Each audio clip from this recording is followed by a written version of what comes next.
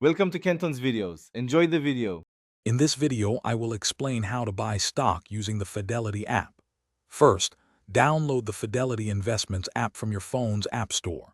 Once installed, open it and log in securely using your username and password. You can also use biometric authentication like fingerprint or Face ID for quick access. Make sure your brokerage account is funded with enough cash to make your first purchase. This initial setup takes just a few moments.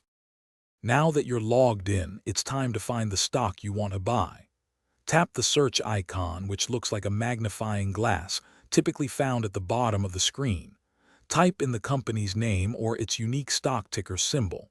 For example, for Apple, you'd type Apple.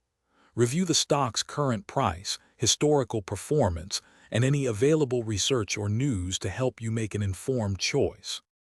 After you've decided on a stock, tap the Trade button, usually prominent on the stock's detail page. You'll then select Buy and choose your order type. A market order buys at the current best available price, while a limit order lets you set a specific maximum price. Enter the exact number of shares you want to acquire, for instance, 10 shares. Double-check all your selections carefully.